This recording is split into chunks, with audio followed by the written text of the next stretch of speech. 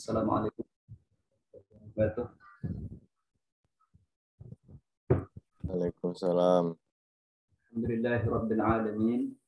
Wassalatu wassalamu ala nabiyyina mursalin sayyidina wa maulana Muhammadin wa ala alihi washabbihi ajma'in. Amma ba'd.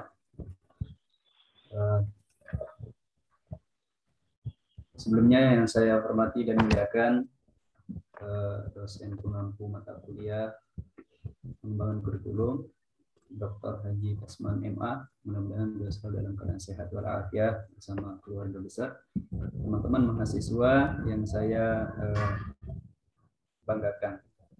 Baik, pada hari ini saya lalu Abdurrahman Wahid berkesempatan menyampaikan materi yang saya presentasikan, yakni terkait analisis tahapan-tahapan pengembangan kurikulum pendidikan agama Islam. Baik.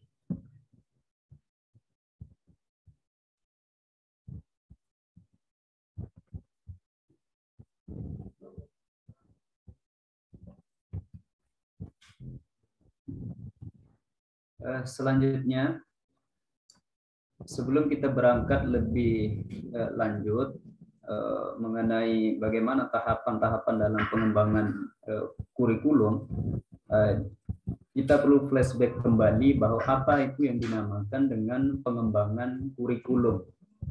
Baik. Berbicara tentang pengembangan kurikulum, jadi ada dua istilah, ada dua istilah yang secara eksplisitnya itu berbeda, yakni pembinaan kurikulum atau building kurikulum dengan pengembangan kurikulum atau kurikulum development, di mana menurut Burhan Nurbiantoro bahwa antara pengembangan kurikulum dengan pembinaan kurikulum itu memiliki kegiatan yang berbeda. Kalau pengembangan kurikulum itu menunjuk pada kegiatan menghasilkan kurikulum. Pada praktisnya misalkan dari kurikulum 2006 menjadi kurikulum 2013, dan itu yang akan kita bicarakan bagaimana tahapan-tahapan atau prosedur-prosedur, langkah-langkah yang ditempuh dari yang memiliki otoritas kebijakan dalam pengembangan kurikulum ini, dari tingkat sesuai dan dari perspektif tingkat satuan, kemudian dari perspektif yang lain. Kemudian kembali, kalau ada istilah pembinaan kurikulum atau building kurikulum, itu merupakan upaya atau kegiatan mempertahankan dan menyempurnakan pelaksanaan kurikulum yang telah ada sesuai dengan ketentuan yang telah ditetapkan dalam kurikulum potensial atau program potensial, di mana titiknya di sini adalah titik tekan dari pembinaan kurikulum ini adalah memperoleh hasil yang semakin baik. Nah itu. Baik, terkait dua istilah tersebut, sekarang pada kesempatan ini saya akan lebih menekankan kepada bagaimana tahapan pengembangan kurikulum. Selanjutnya, kegiatan pengembangan kurikulum itu bisa dikatakan suatu kegiatan yang komprehensif, dari tahap awal sampai tahap akhir. Dalam artian, pengembangan kurikulum itu memuat atau mencakup daripada 3 aspek. Yang pertama ada perencanaan kurikulum, lalu kemudian ada selanjutnya implementasi kurikulum, lalu yang terakhir adalah sebagai tahap terakhir yakni evaluasi kurikulum. Baik, jadi mohon maaf ini sepertinya ini secara general karena yang lebih melihat efektifnya waktu, kita hanya akan berbicara secara general, nanti kita akan diskusikan atau bisa dilihat di artikel yang saya buat. Baik, apa itu perencanaan kurikulum? Perencanaan kurikulum itu adalah langkah awal dalam membangun kurikulum. Nah, ketika pengembang kurikulum itu membuat keputusan dan mengambil tindakan untuk menghasilkan perencanaan yang akan digunakan oleh guru dan peserta didik. Lalu kemudian proses yang kedua adalah implementasi kurikulum atau pelaksanaan kurikulum, di mana dalam implementasi itu ya pengembang kurikulum itu berusaha mentransfer perencanaan kurikulum dalam tindakan operasional. Jadi pada praktiknya setelah kurikulum itu direncanakan, disusun tujuannya, rumusannya dan sebagainya, lalu kemudian dicoba diterapkan pada tataran pada tindakan operasional di lapangan. Nah, pada tahap ini yang ditekankan adalah kompetensi program pendidikan, kemudian program pembelajaran yang telah direncanakan dalam situasi pembelajaran. Lalu kemudian sebagai tahap terakhir ya secara umumnya yakni evaluasi kurikulum. Evaluasi kurikulum itu dimaksudkan untuk menentukan seberapa besar ya hasil-hasil dari pembelajaran dalam satu kurikulum. Kemudian tingkat ketercapaian program yang telah direncanakan dan hasil dari kurikulum itu sendiri. Nah, ini terkait masalah lebih spesifiknya ya, evaluasi ini kurang lebih ada 4 model-model evaluasi yang kiranya nanti kita lebih lebih berdiskusi secara mendalam. Kemudian selanjutnya 4 unsur kurikulum. Nah, jadi sebelum beranjak lebih lanjut ke tahapan ya prosedur dari jenjang pengembangan ya, perspektif jenjang pengembangan, kita perlu tahu nih apa unsur kurikulum yang harus ada dalam suatu kurikulum. Yang pertama adalah, yang harus ada dalam pengembangan kurikulum. Nah, yang pertama adalah perumusan tujuan atau ide. Kemudian yang kedua adalah penentuan isi, yang ketiga adalah perumusan organisasi atau perumusan kegiatan, lalu kemudian yang ketiga adalah perumusan evaluasi. Baik, yang pertama ya unsur yang pertama adalah perumusan ide dan tujuan. Nah, perumusan ide dan tujuan. Perencanaan sebagai tahap awal suatu kegiatan pengembangan kurikulum yaitu merumuskan ide yang akan dikembangkan ke tahap selanjutnya, yaitu penentuan program. Jadi penentuan program, intinya di sini ada program. Kemudian dalam satu perencanaan kurikulum, ide itu berasal dari visi yang dicanangkan, kebutuhan stakeholders, dan kebutuhan untuk studi jenjang berikutnya.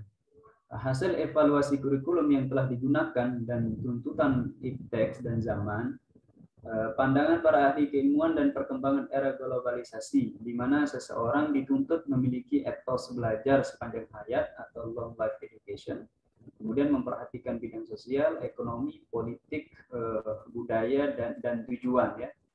Nah, jadi mohon maaf, jadi saya di sini sekedar menganalisa bagaimana tahapan. Karena sebab kalau kita akan berbicara lebih dalam mengenai bagaimana bentuk ide itu, bagaimana bentuk tujuan itu, nah itu sudah dibicarakan sebelumnya di landasan kurikulum, kemudian prinsip-prinsip kurikulum, desain kurikulum itu sudah gamblang dijelaskan. Lalu kemudian perumusan isi.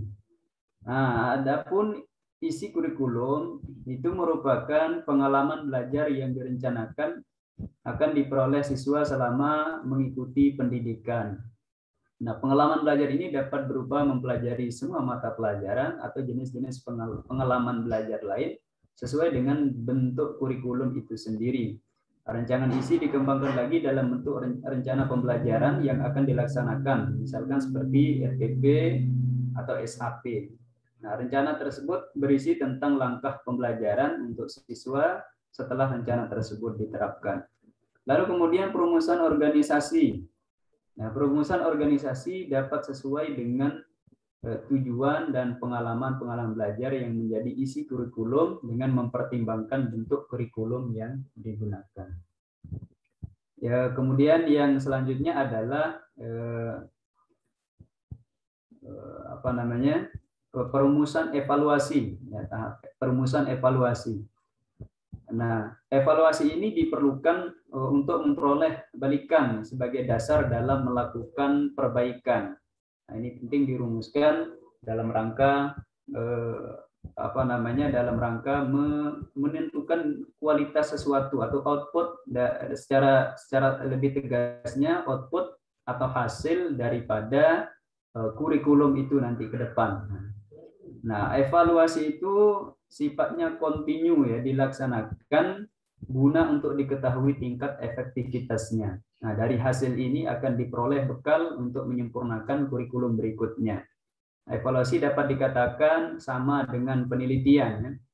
Sama dengan penelitian, sebab evaluasi kurikulum menggunakan penelitian sistematik, menerapkan prosedur ilmiah dan metode penelitian. Namun ranah perbedaan antara evaluasi dengan penelitian itu terletak pada tujuannya. Kalau evaluasi bertujuan untuk mengumpulkan apakah akan direvisi atau diganti, sedangkan penelitian itu memiliki tujuan yang lebih luas dari evaluasi, yaitu mengumpulkan, menganalisis data, dan menyajikan data untuk menguji teori atau membuat teori baru. Selanjutnya, aspek yang kedua yang perlu kita tahu dalam pengembangan kurikulum, tahapan pengembangan kurikulum adalah tahapan pengembangan kurikulum ya dipandang dari segi tingkatannya. Nah, di sini ada 5 ya tahapan pengembangan kurikulum, perspektif memandang dari segi tingkatannya. Yang pertama, pengembangan kurikulum tingkat nasional. Yang kedua, pengembangan kurikulum tingkat wilayah. Yang ketiga, pengembangan kurikulum tingkat institusi. Kemudian yang keempat adalah pengembangan kurikulum tingkat mata pelajaran.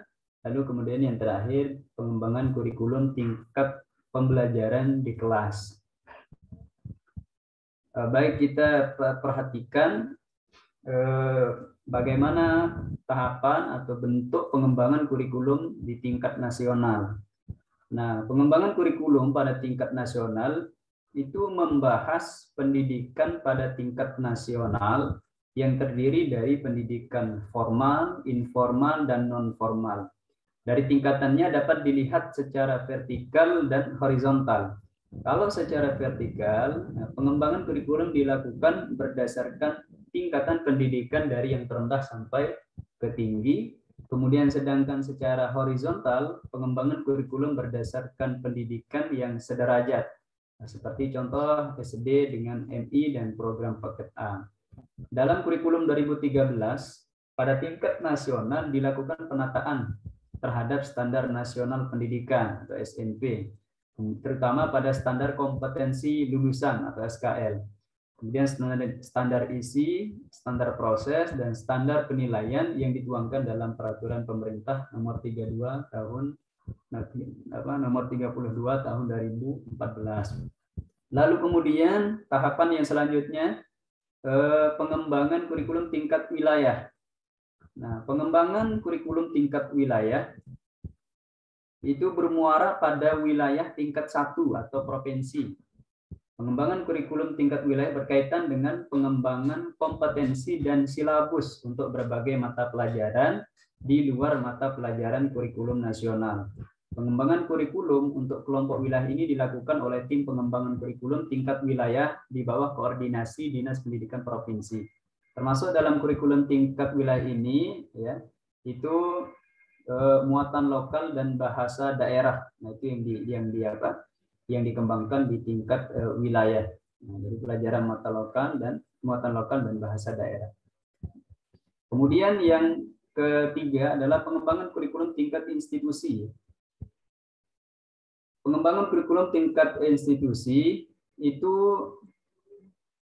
kegiatan yang harus dilaksanakan yaitu merumuskan tujuan yang akan dicapai sekolah, kemudian menyusun standar kompetensi lulusan, dan penetapan isi kurikulum secara keseluruhan. Standar kompetensi lulusan berupa rumusan kompetensi pengetahuan, keterampilan, dan sikap yang harus dicapai oleh siswa setelah mengikuti pembelajaran pada lembaga pendidikan. Kemudian SKL tersebut dirumuskan sesuai dengan jenis dan tingkatannya. Standar kompetensi lulusan menunjukkan harapan masyarakat seperti orang tua, pejabat pemerintah, dan swasta tentang dunia pendidikan, dunia usaha, dan lain-lain. serta merupakan harapan bagi pendidikan jenjang tinggi atau dunia kerja, termasuk pengembangan yang dilakukan di tingkat satuan atau instansi adalah mengembangkan dan mengidentifikasi tenaga-tenaga kependidikan, ya, guru-guru sesuai dengan kualifikasi yang diperlukan dan mengidentifikasi fasilitas pembelajaran yang diperlukan untuk memberi kemudahan belajar. Program yang dilaksanakan di tahapan pengembangan kurikulum di tingkat institusi. Lalu kemudian ada pengembangan kurikulum tingkat mata pelajaran. Ya. Dalam tahap pengembangan kurikulum di tingkat mata pelajaran ini difokuskan pada silabus, di mana silabus merupakan bentuk kurikulum pada tingkat mata pelajaran. Silabus itu terdiri dari kompetensi inti, kompetensi dasar, materi pokok, kegiatan pembelajaran, indikator pencapaian, bentuk penilaian dan alokasi waktu disusun pada setiap semester. Nah, dalam kurikulum 2013, pengembangan silabus itu tidak lagi oleh guru, ya, oleh guru mata pelajaran, tetapi sudah disiapkan oleh tim pengembang kurikulum, baik di tingkat pusat maupun wilayah, sehingga guru itu hanya tinggal mengembangkan RPP berdasarkan buku panduan guru, panduan siswa, dan buku sumber yang semuanya telah disiapkan. Nah, namun dalam hal ini dalam hal ini ada sebuah kebijakan kalau seandainya guru itu merasa atau sebuah lembaga itu mampu untuk memiliki produktivitas atau profesionalis, ya, atau kualifikasi dalam hal pengembangan kurikulum pada tingkat mata pelajaran ini, maka diberikan kebijakan oleh pemerintah dibolehkan untuk membuat mengembangkan silabus itu sendiri dengan syarat nanti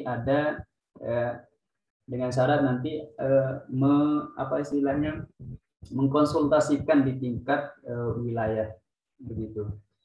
Kemudian yang terakhir adalah pada tingkat pembelajaran di kelas. Nah, pada tingkat pembelajaran di kelas, pengembangan kurikulum dilakukan dalam bentuk susunan RPP, ya, rencana pelaksanaan pendidikan yang dirancang oleh masing-masing guru. Pengembangan pada tingkat ini sangat bergantung pada kreativitas, profesionalitas, dan keinisiatifan guru. Bagaimanapun berkualitasnya kurikulum, akan tapi berada pada guru yang tidak memiliki inisiatif, maka hasilnya tidak akan dapat sesuai dengan apa yang diharapkan oleh tujuan kurikulum. Nah, baik. Nah, dari sini kita bisa mengambil kesimpulan, ya. Ini secara administratif, ya, itu ada 5 tingkatan dalam pengembangan kurikulum, tetapi pada intinya, ya, pelaksanaannya pun akan lebih mengarah kepada bagaimana pengembangan kurikulum yang dilaksanakan oleh guru sebenarnya. Baik.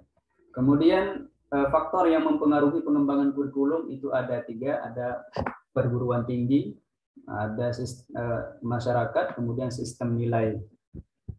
Nah, perguruan tinggi di sini, efektivitas perguruan tinggi terhadap kurikulum minimal mendapatkan 2 pengaruh.